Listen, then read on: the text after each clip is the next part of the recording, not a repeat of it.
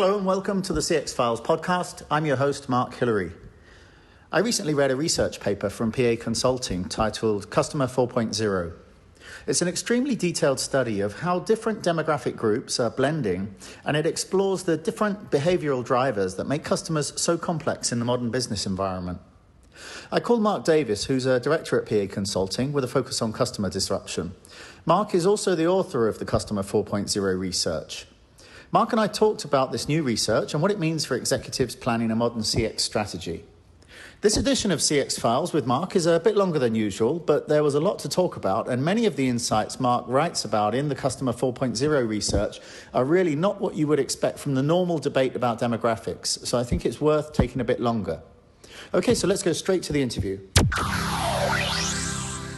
Okay, so I read some recent research from PA Consulting that said, on average, every UK customer complains about service at least once a year. So in the UK, you're looking at about 55 million customer complaints. And your estimate was that this potentially causes around £37 billion of revenue to be diverted to alternative brands just because people are not satisfied. So this is interesting because when I look around at the poor service I see offered by a lot of different companies, telcos and utilities being a really good example, do you think this message about the cost of poor customer service is actually getting through?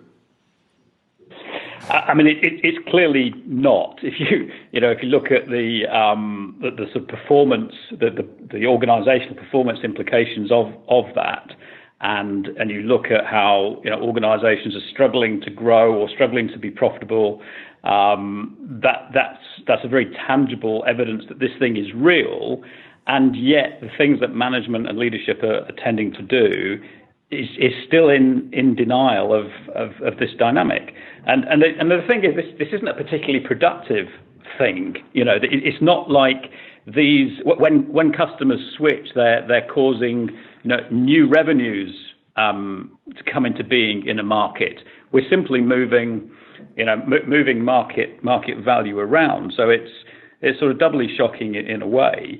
I think from my client conversations that there's a number of sort of key things that to me help explain why this dynamic is real, and yet also brings even more sort of denial evidence as far as leadership goes. So there's a really fundamental thing here, which is loyalty. Because clearly if you're switching, you're not being loyal. So I think the loyalty system, if we want to call it that, is broken. There's lots of evidence that says the way we used to think about loyalty as a behaviour, but then also how people put loyalty programs in place just doesn't work anymore.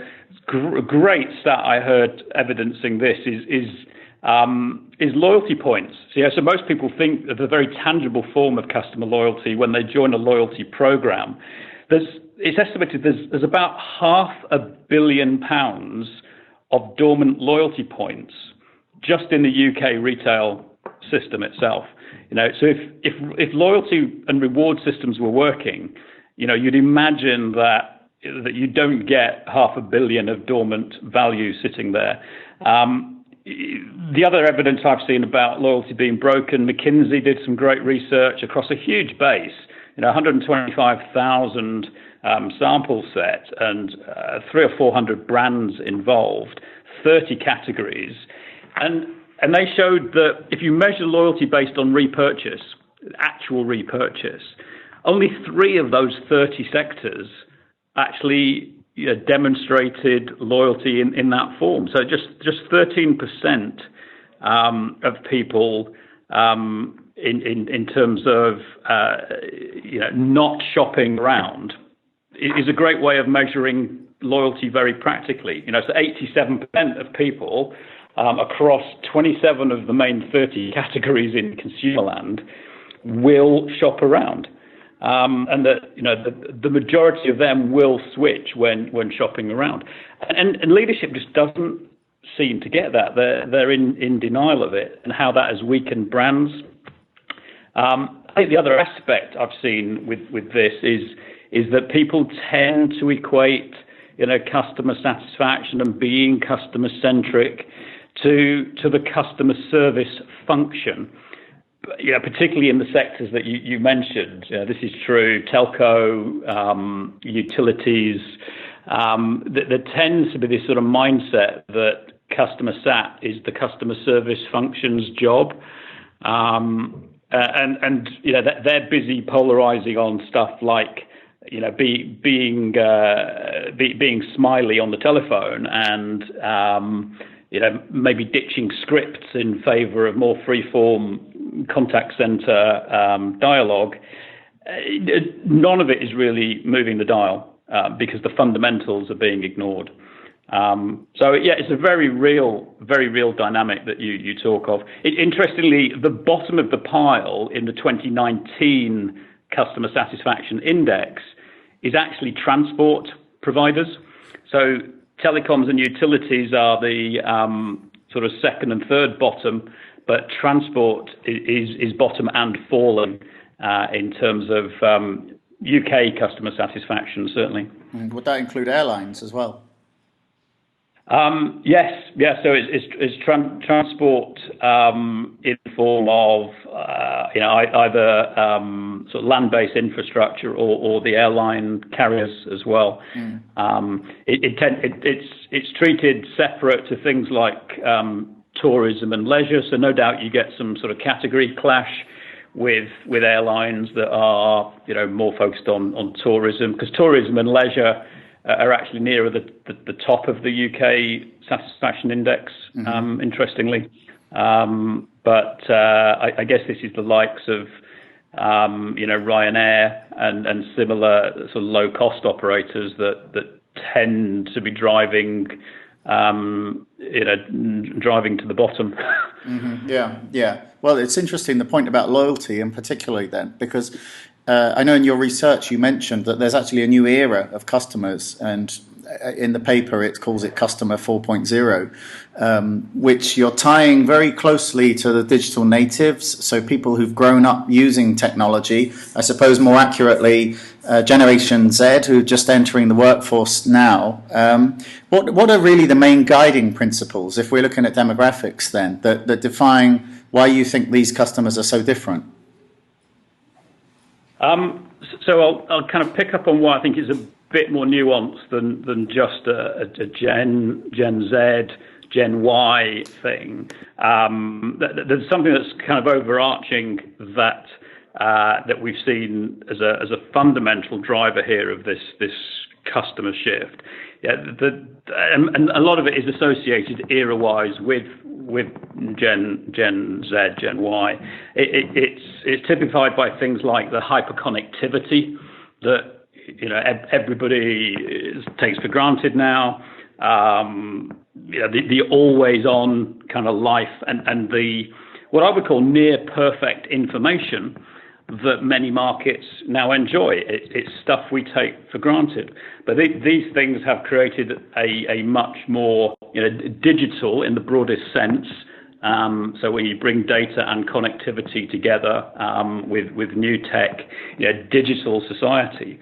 The reason I think there is a generational angle to this, and I think it's grounded in millennials because Generation Y, the technical name for millennials, is clearly showing differences, but still some common root with the Gen Zs that are coming through.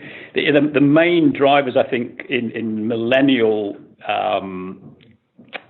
generation that is contributing to the shift in behaviours is the importance that they place around values like self. So being very sure of a sense of self, being very purposeful. They're very sort of driven around purpose, and enabled by this hyperconnectivity, a strong sort of societal interest and commitment. So the immediate social circle and the importance of that. And they're also bothered about stuff like trust and ease of use and how innovative brands are. And a lot of this does translate through into implications for brands.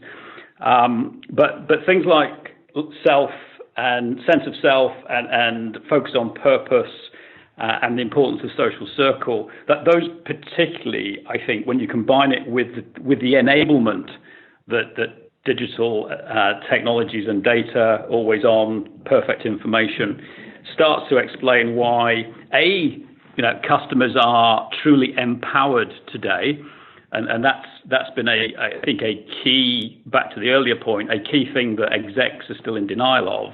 They think that the power is on the supply side of markets, and it's not.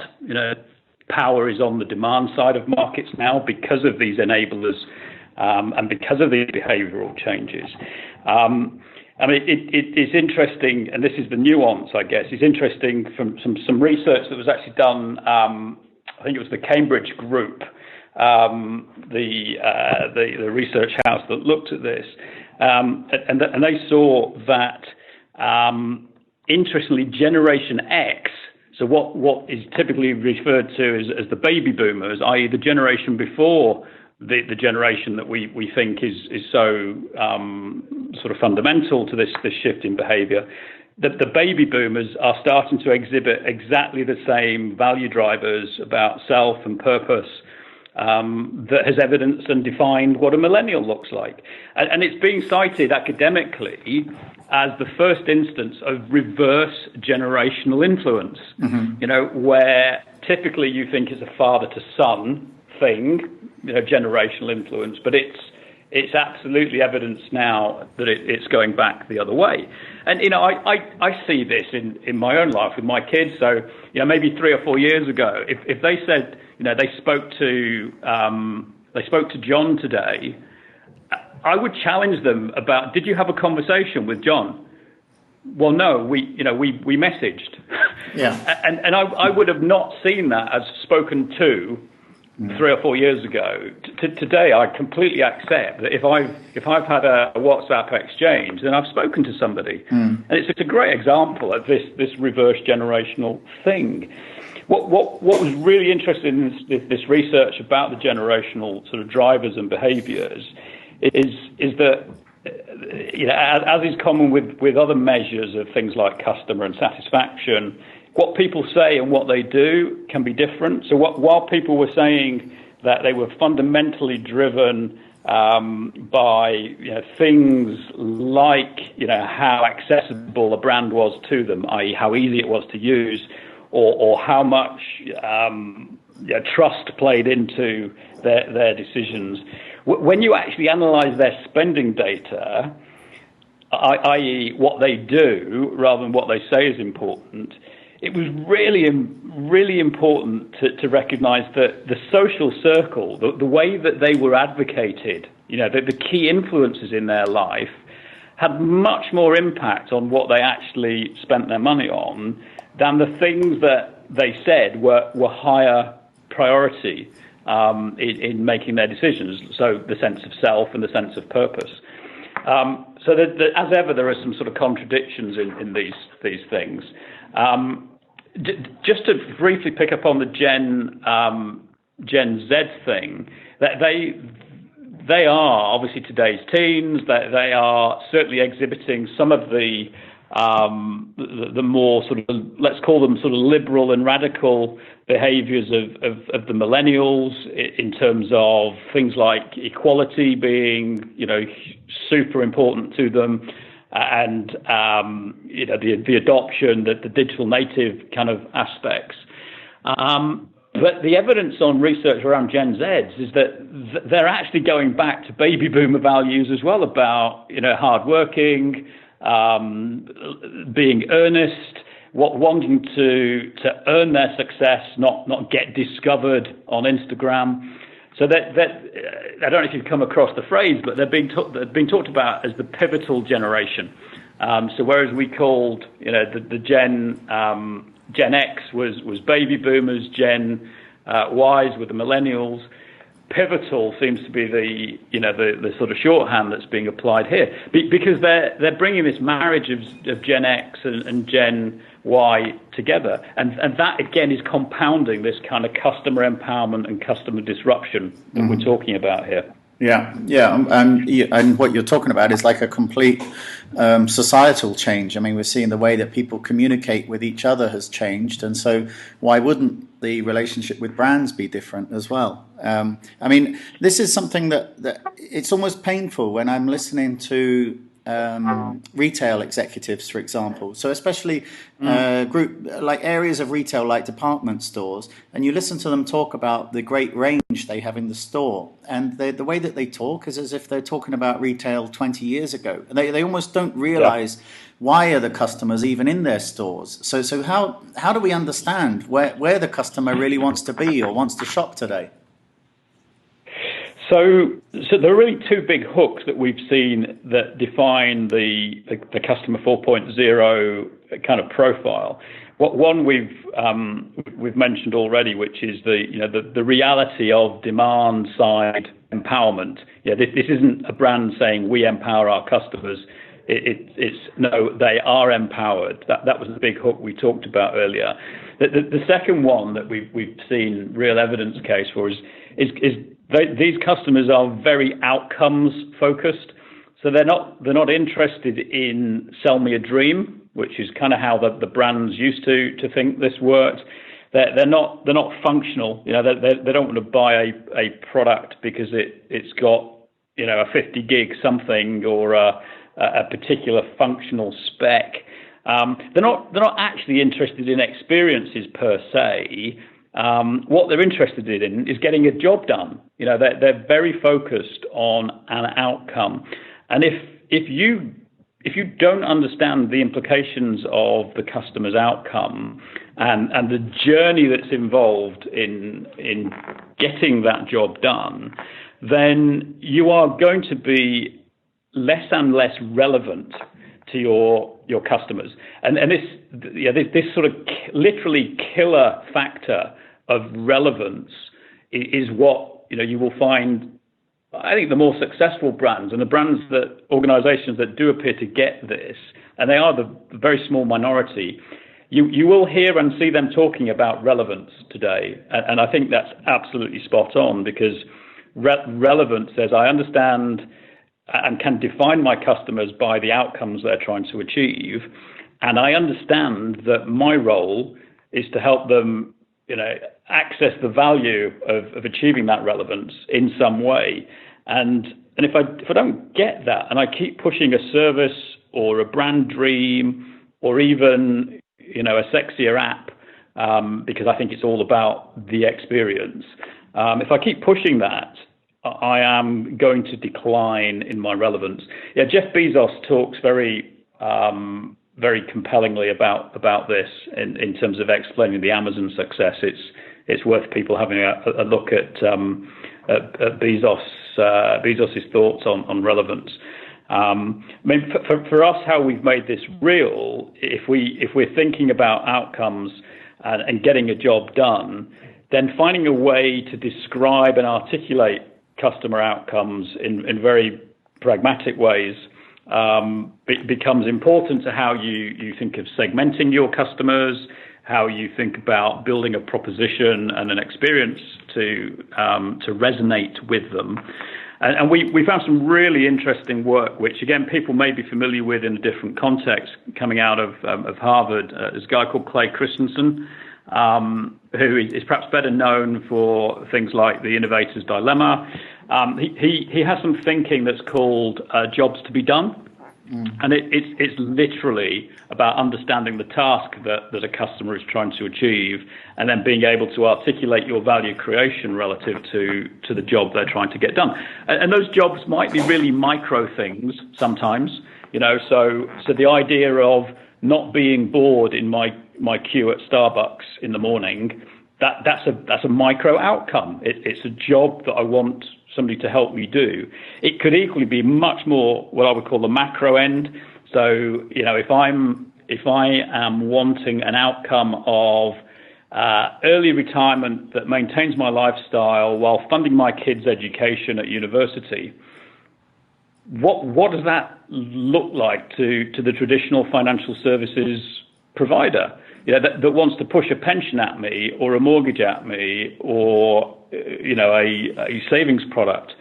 They aren't thinking about the outcome I want is much bigger than any one product. So how do you have a conversation with me that makes you relevant to me in achieving that outcome? Because I'm still going to need a pension and a mortgage and a savings product, or whatever the experience forms of that might be, and things like open banking, that are trying to make a better experience of multi-product, multi-bank financial services.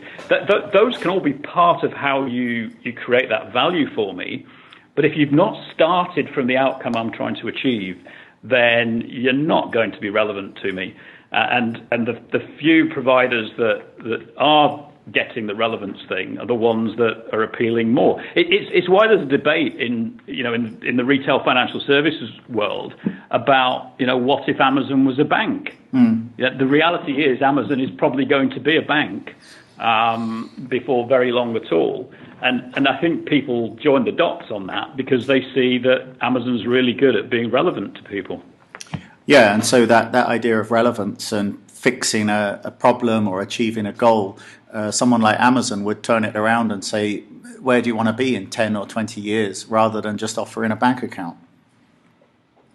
Absolutely. And it's something that certain parts of, if we stick with that sector, the retail financial services world does in part. So things like independent financial advisors are one mechanism that this sort of happens, but they still become very disjointed from the actual service provision and breadth, and actually the cross-sectoral nature of achieving an outcome, because it's not just about the financial service product or the product experience that is required in that outcome that I gave of comfortable early retirement with higher education funding. You've suddenly got lots of these silos in my life, whether it's having the kids, owning a house, earning an income, having a pension, whatever it is. That providers are tending to think about those as silos and categories, and they want to engage me in a category rather than saying, we want to enter your world because we understand what you're trying to achieve and what it takes to create that value for you. And if that means bringing together other categories or brands in other categories to deliver a coherent, seamless solution to the outcome that I have, then that's how you become relevant. It's what Amazon did in a less obvious area with Kindle. They took a really simple outcome like a good read. They've recognized all the components that you need for a good read. And it's authors, it's content, it's devices, it's applications, it's the ability to buy, to share, to borrow, to loan. And they were really clear. We don't have to do all of that. It could equally be an Apple device with an Amazon, a Kindle app on it. As an author, you can become a reader. As a reader, you can become an author. They've built out this ecosystem solution that plays to a really clear outcome, and seen their value comes from making that solution coherent, not necessarily by owning every piece of the solution. And so you see this emergence of what's being called the platform business model as a way of driving this. And of course, it's typified by the likes of Uber and Airbnb as well, that have fundamentally reinvented business models by saying, we don't need to own the assets to create the value for the customer. Yeah.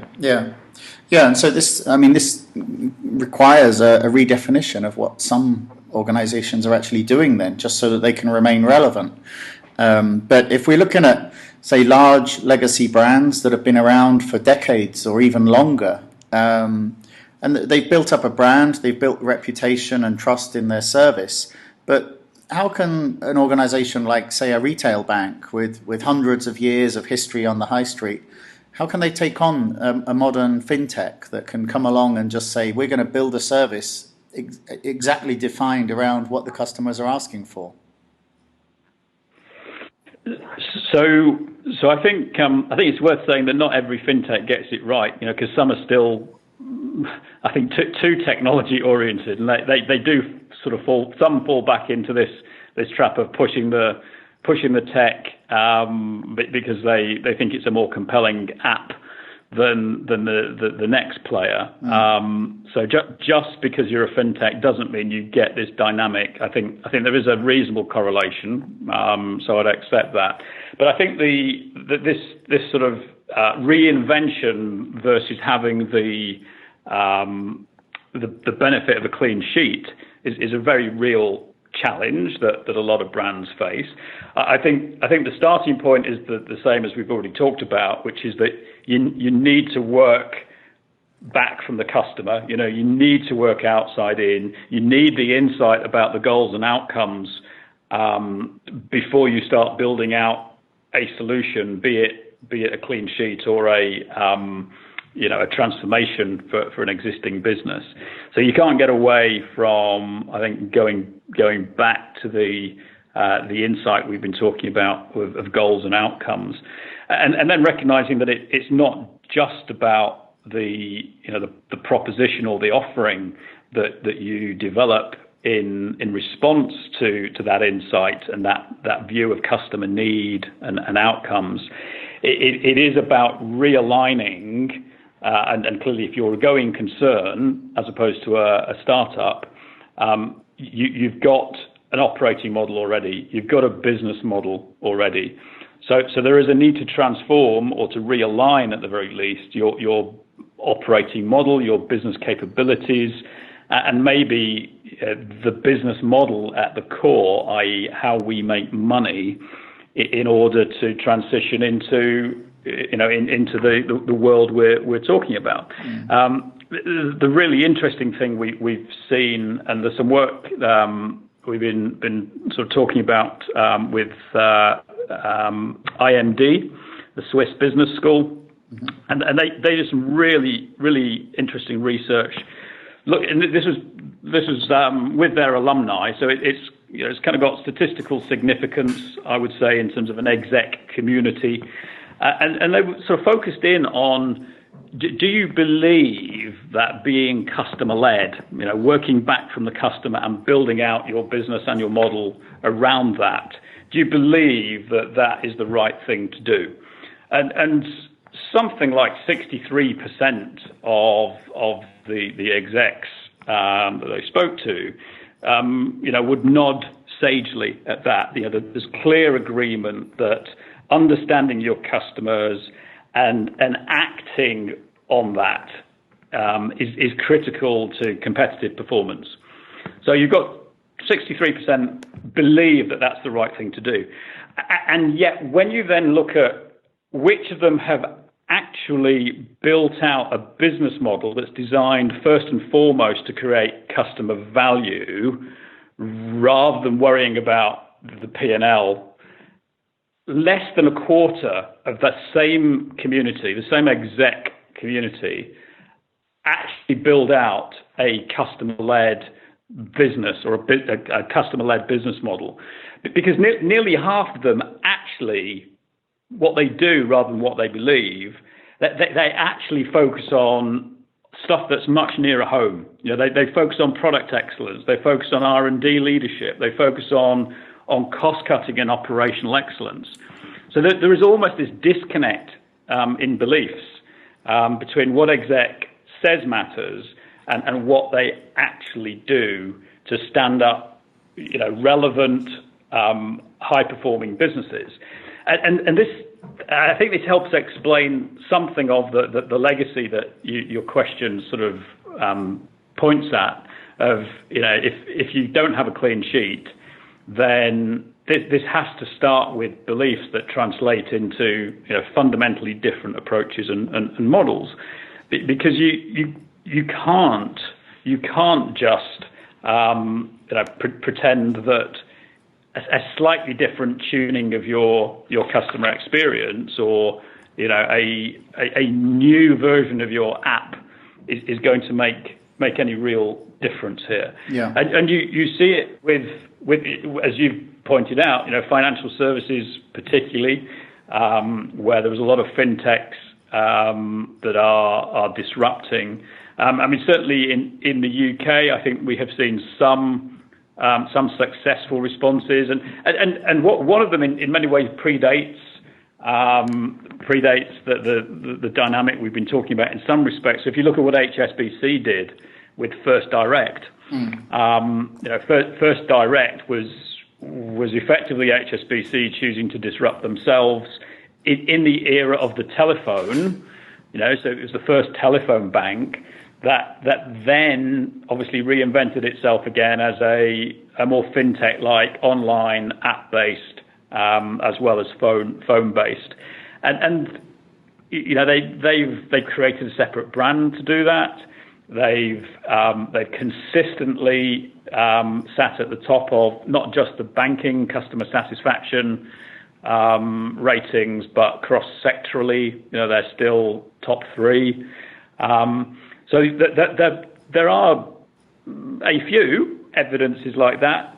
What we've been seeing with the Clydesdale and Yorkshire banking group in more of the millennial era is another example. They, in the last 18 months or so, have created a separate digital bank called B, just the letter B.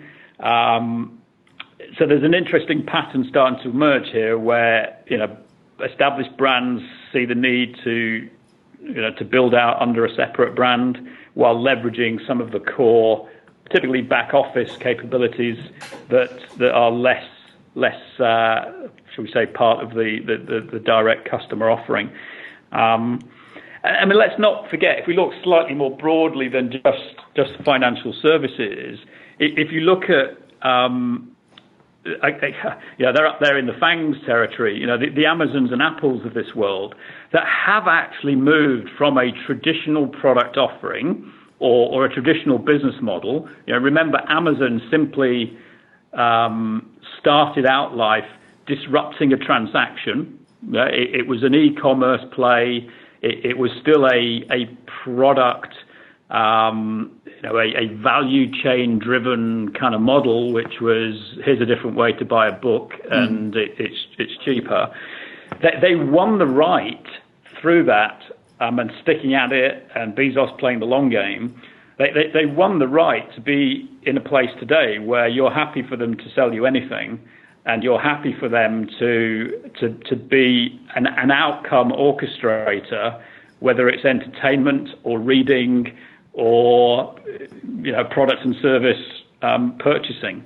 They've moved to a platform business model where they make money on bringing buyers and sellers together, from having been a traditional, a gross margin based business, what we might call a pipeline business. And Apple's done the same. Apple originated and built its brand position in a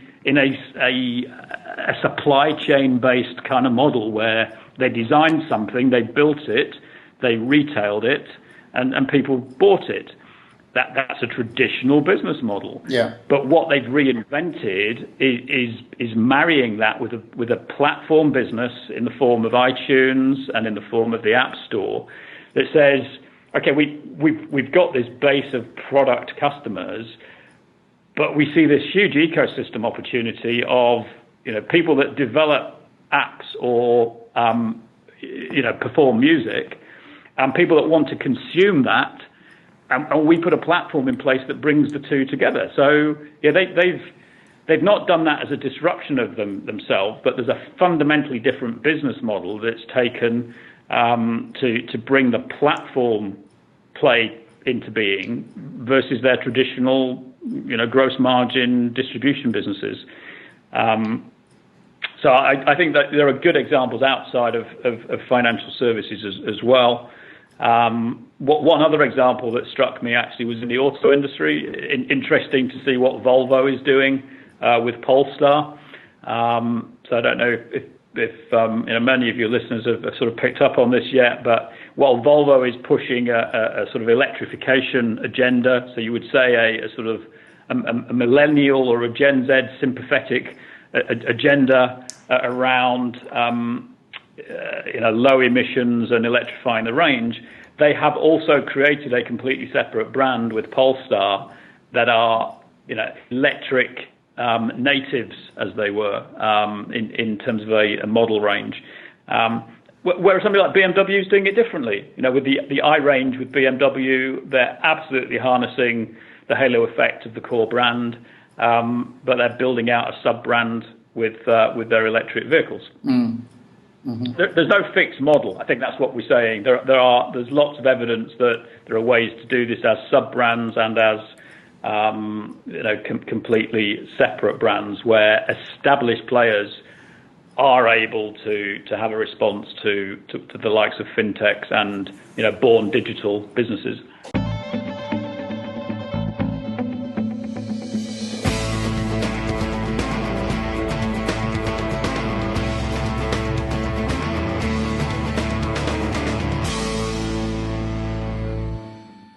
Thanks for listening to the CX Files podcast. Please take a moment to review the podcast because this helps other listeners to find it.